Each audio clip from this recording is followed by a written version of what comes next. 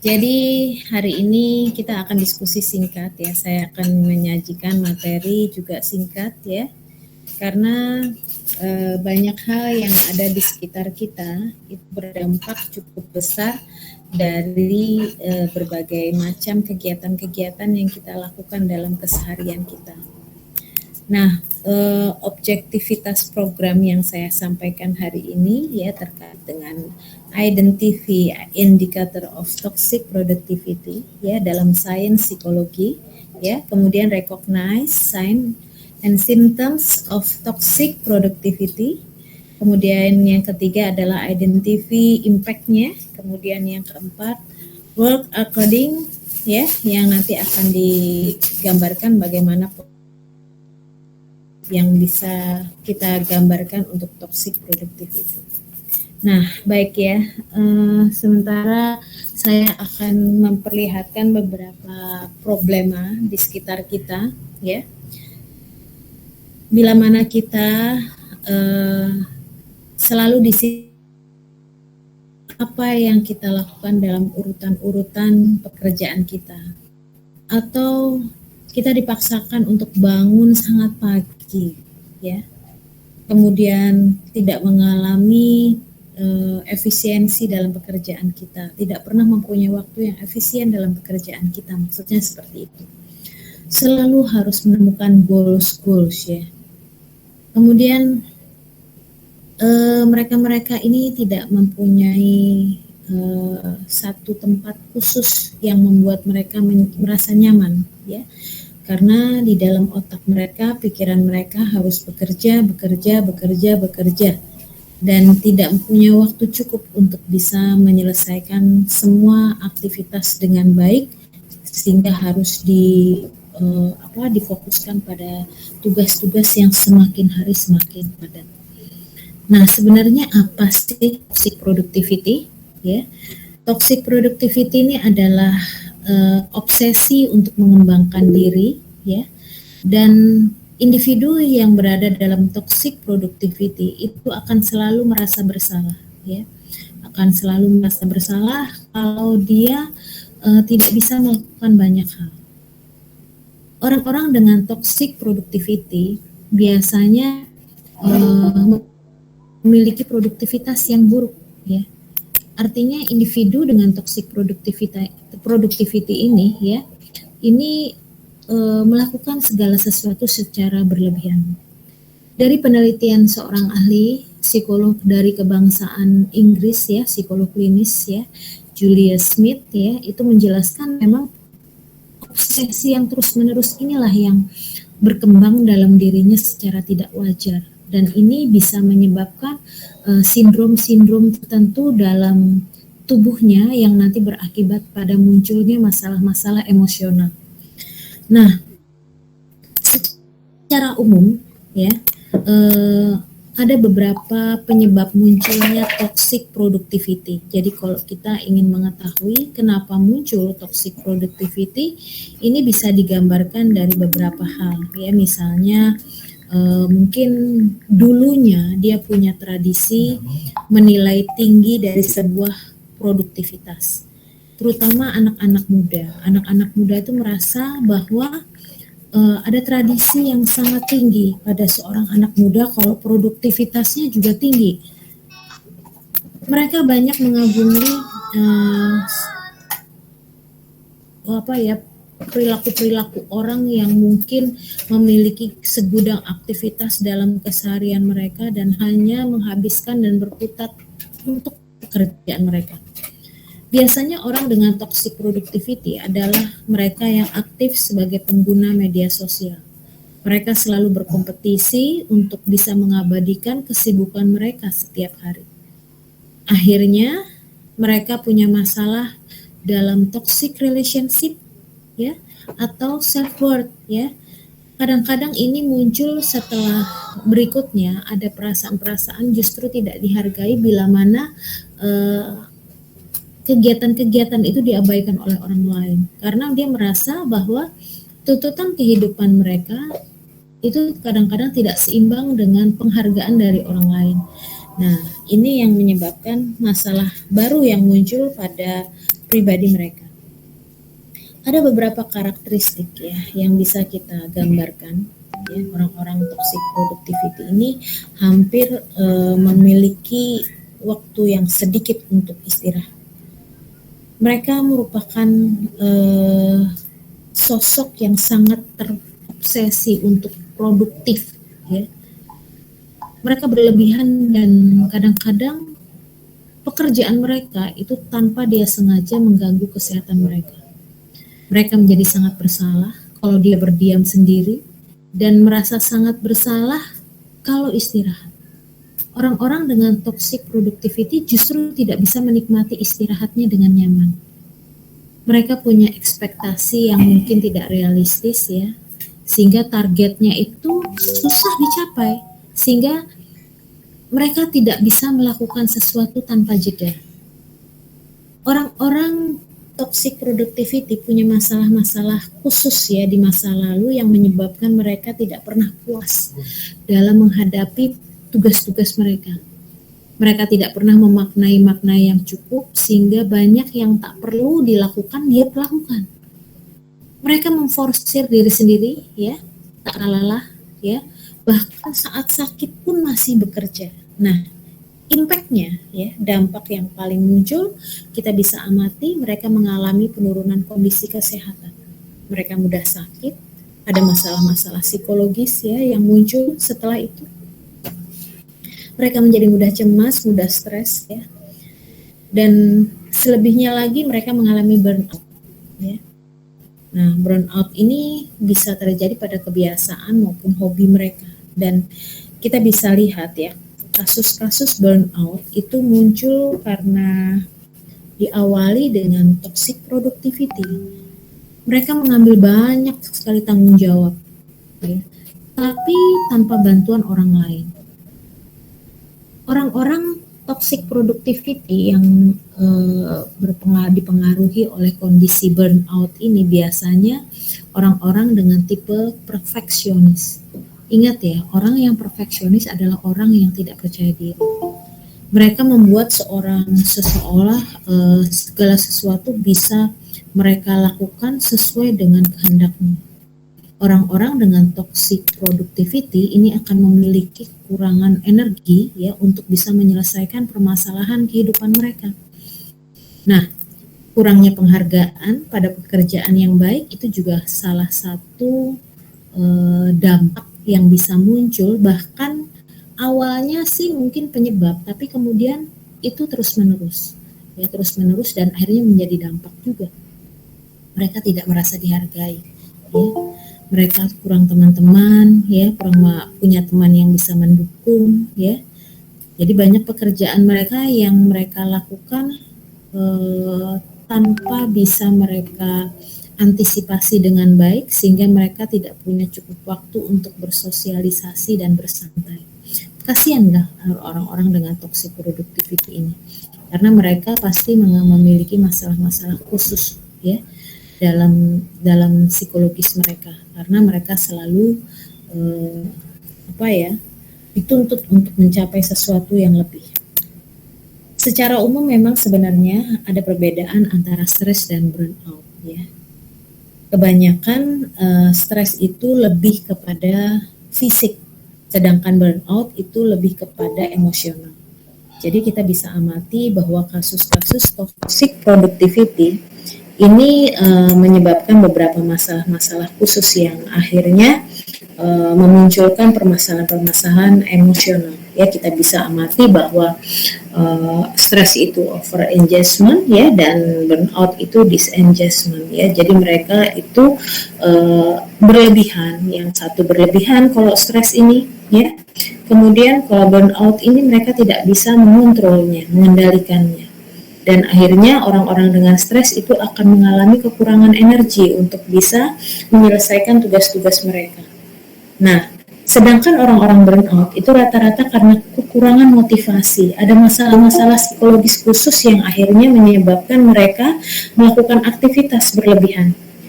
Orang-orang dengan toxic productivity ini punya masalah khusus ya, yang menyebabkan mereka tidak bisa nyaman dalam dunia pekerjaannya dan memaksakan bahwa kompensasi bekerja itu adalah sebuah kompensasi yang harus mereka lakukan, ya. Nah, beberapa hal kita bisa amati ya orang-orang dengan burnout ya sebagai efek dan impact dari toxic productivity ya. Mereka akan selalu mengalami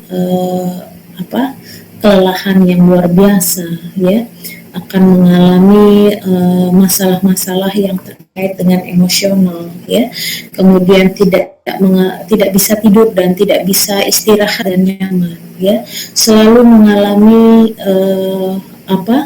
kondisi agar mereka bisa mencapai tugasnya sesuai dengan targetnya. Nah, akhirnya mereka drawing ya, dan akhirnya mereka tidak mampu menyelesaikan tugas-tugasnya dan bisa berakhir pada bentuk depresi.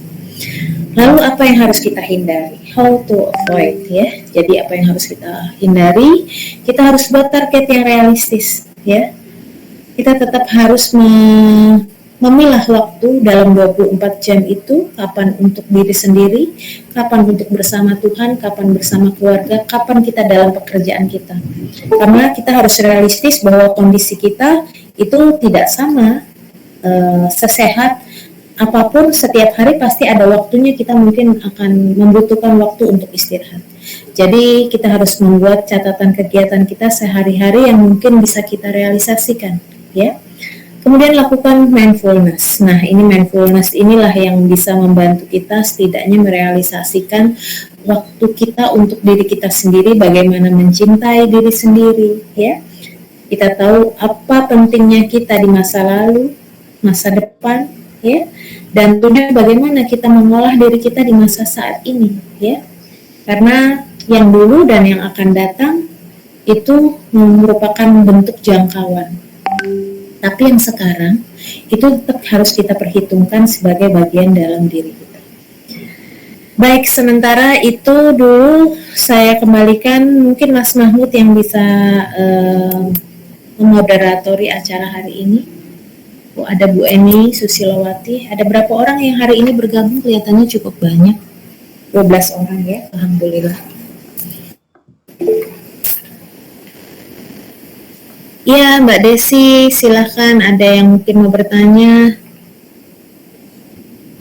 Silahkan Mbak Desi. Mas Mahmud hadirkah? Adakah Mas Mahmud di ruangan? Ada, Bu.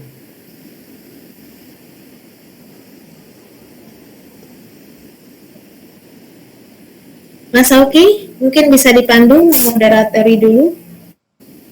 Atau Mas Mahmud sudah ada di ruangan? Oke deh. Mas Mahmud silahkan. Oke, terima kasih Bu sambutannya. Kemudian mungkin ada yang ingin bertanya. Ini sudah ada dari pesertanya ada 12 ya. Iya, 12 orang, lumayan. Awalnya 6 jadi 12. Alhamdulillah. Sudah ini record Mas? Sudah di OBS Studio. Iya, oke. Terima kasih. Oke, silakan Mbak Desi kalau ada yang mau ditanyakan.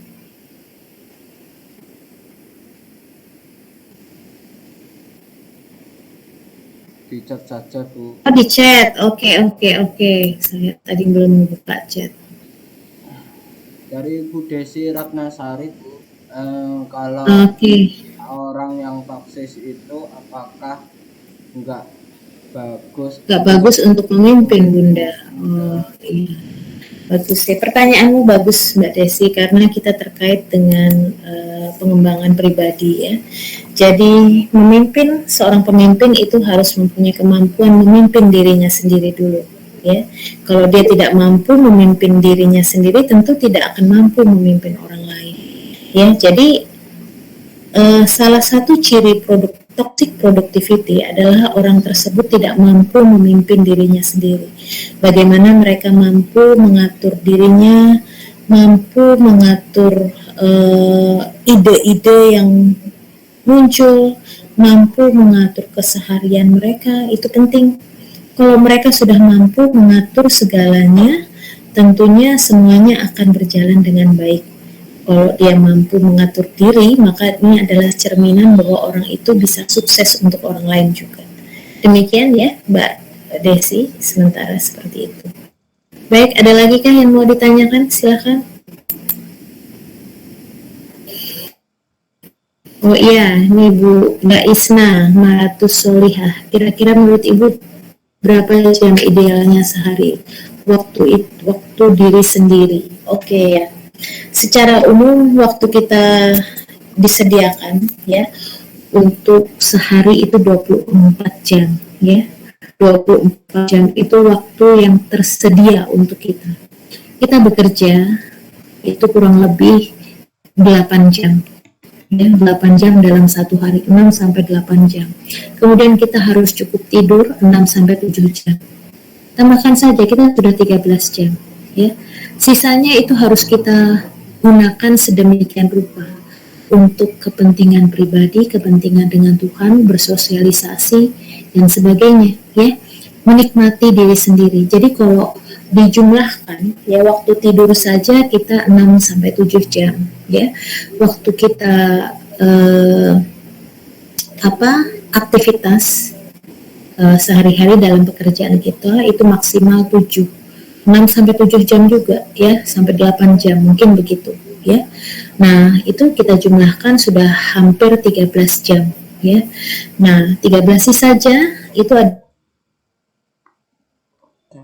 11 jam ini adalah waktu untuk diri sendiri, waktu dengan Tuhan ya, waktu kita bersosialisasi, waktu kita mengembangkan diri ya, waktu kita bisa mencintai diri sendiri. Nah, seperti itulah ya. Anda bisa membuat pie time ya, kalau dalam istilah psikologi pie time, jadi ada sebuah bentuk kue pie yang kita bisa bagi ya, sesuai dengan porsi-porsinya, karena yang tahu jumlah porsi setelah 13 jam setelah itu sebenarnya kita yang bisa mengaturnya ya.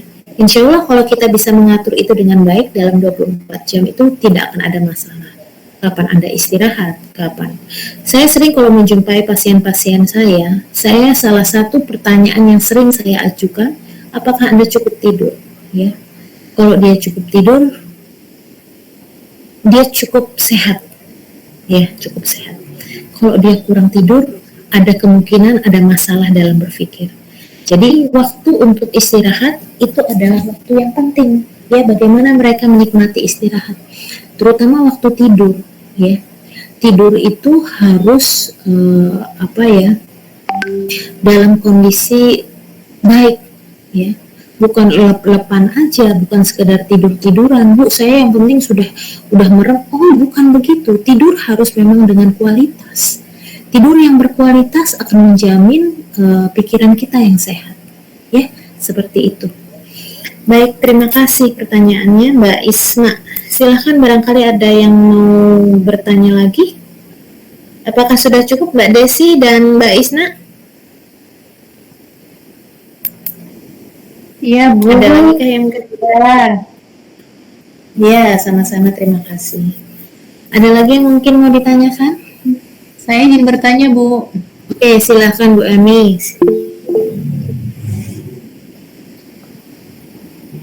Iya, kalau yang saya simpulkan sih untuk pemahaman saya ya, mungkin toxic productivity ini bisa mungkin akibat dorongan pengasuhan atau misalnya kondisi di masa lalu yang mungkin dia di-push harus juara 1, harus bagus gitu. Apa kaitannya itu? Yang kedua, Iya, ada faktor-faktor pemunculan yang seperti itu. Kan kita bisa amati dalam materi yang saya The Rise of Toxic Productivity ya. Di sini saya jelaskan bahwa kita akan melihat ya, anak-anak muda itu kan mempunyai impian-impian ya. Selain mempunyai impian-impian, banyak beberapa anak muda itu mempunyai figur-figur atau model-model ya. Selain itu juga faktor-faktor lain, tuntutan kehidupan ya. Nah, masalah-masalah yang terkait dengan tuntutan kehidupan. Nah, tuntutan kehidupan ini salah satunya juga disebabkan karena mungkin tuntutan dalam hidup dia. Misalnya saja orang tuanya tidak cukup, lalu Mereka harus bisa bertanggung jawab terhadap orang tua mereka, atau orang tua mereka juga yang mempush mereka untuk selalu number one. Nah, ini bisa menyebabkan anak ini terobsesi. Saya menjumpai kasus pasien saya ya, yang stres kalau dia tidak ranking 1. Dan pada saat dia punya teman yang ranking 1 mengalahkannya, itu dia marah besar. Dan yang lucu ya, orang tuanya juga ikut ke kampus mengatakan bahwa anaknya jauh lebih baik daripada anaknya teman anaknya ini ya. Jadi obsesi-obsesi ini akhirnya mereka masuk ke ruang konseling saya ya. Kemudian saya meluruskan tentang apa sebenarnya yang terjadi pada orang tuanya, apa yang terjadi pada anaknya. Ya betul Bu Emi, jadi memang seperti itu. Ada kasus-kasus seperti itu dan ini belum terlihat pada dalam bentuk pekerjaan. Dalam dunia kampus saja baru sekedar belajar di perkuliahan dan dia tidak menjadi number one di kelasnya, itu menjadi masalah. Nah, dia merasa bahwa dia dikalahkan temannya dan lambat laun obsesi-obsesi ini muncul dalam bentuk perfect time, perfect apapun ya, perfect dalam hal perilaku. Jadi kalau ada yang mengalahkannya maka dia akan sangat marah gitu. Ya, itu lambat laun menjadi sebuah kondisi yang bisa menjadi abnormalitas ya, karena mereka punya tuntutan sendiri yang tuntutannya ingin mengalahkan orang lain. Orang-orang seperti ini akan mudah sekali stres. Gitu Bu. Yang mungkin ini lagi Bu, kalau kesimpulan saya ini juga nih ya, bahwa orang-orang ini sebenarnya itu belum menemukan suatu fokus tujuan dan visi misi hidup yang sebenarnya gitu. Ya betul. Justru kadang mungkin dengan situasi yang mau ingin dilihat hebat bisa dimanfaatkan pimpinan sebenarnya.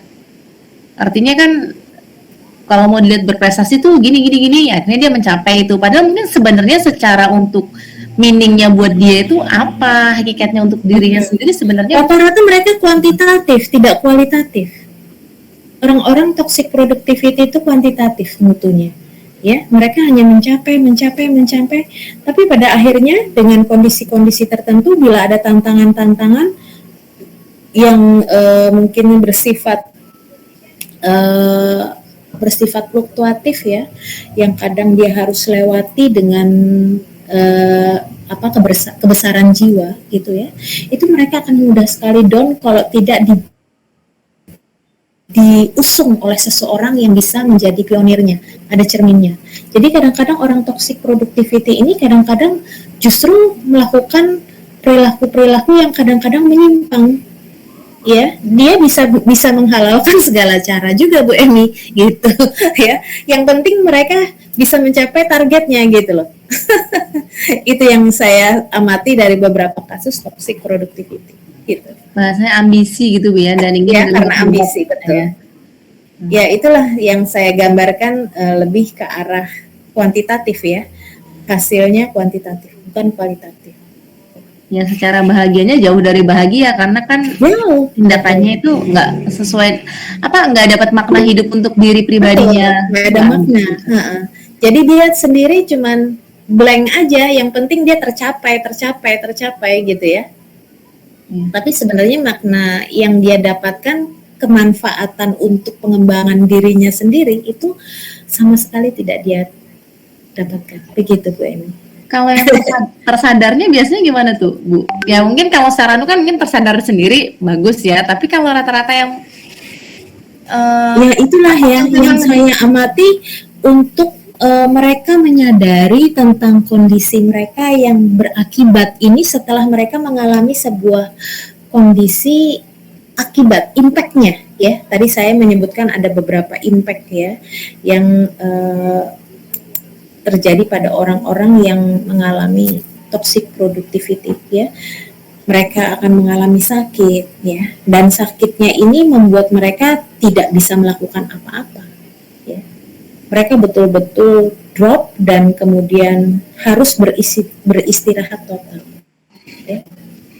Nah, kemudian mungkin Yang berikutnya dia mengalami kecemasan luar biasa, dan orang-orang kalau sudah mengalami neurosa ya, bahkan depresi ya, kalau kita biarkan neurosa bisa depresi, dan ini yang berdampak lebih buruk lagi. Nah, kondisi-kondisi kalau sudah sampai neurosa dan depresi ini butuh penanganan profesional ya. Nah, pada saat inilah mereka akan tersadarkan beberapa hal yang dilakukan selama ini adalah salah, begitu. Ya, baik. Memang kadang-kadang harus disadarkan setelah mereka mengalami sebuah peristiwa dulu, gitu. Terima kasih Bu. Iya, sama-sama Bu. Baik, ada lagi kah yang mau ditanyakan? Silahkan. Oke, boleh saya bertanya Bunda? Oke, ya silahkan. Oke, tambah menarik ini menurut saya. Nah, momennya kok pas gitu ya kan. Jadi begini Bunda, pertanyaan sebelum saya bertanya begini, saya coba menggambarkan lah ya kejadian real di lapangan, kenyataan. Terakhir minggu ini ya, itu temennya anak saya gitu kan, itu sakit gitu kan. Sakit? Sakit. Istri saya cerita ya kan, oh sakit ya, kenapa sakit? Sebenarnya sih tadi udah dibahas ya. Jadi sakit itu orang tuanya punya keinginan ya, anaknya ini pinter, akhirnya dalam satu hari itu full dari pagi sampai sore itu kegiatannya. Ini padahal TK ya, padahal TK. Dan pengalaman-pengalaman yang lalu ketemu dengan remaja ya kan, yang terobsesi, oh pengen ini, pengen itu, pengen ini, pengen itu. Nah, mungkin kita sama-sama tahu ya, sering melihat ya. Nah, pertanyaan saya itu sederhana. Apakah toxic productivity ini berhubungan dengan psikotes yang mungkin ya psikotes minat dan bakat?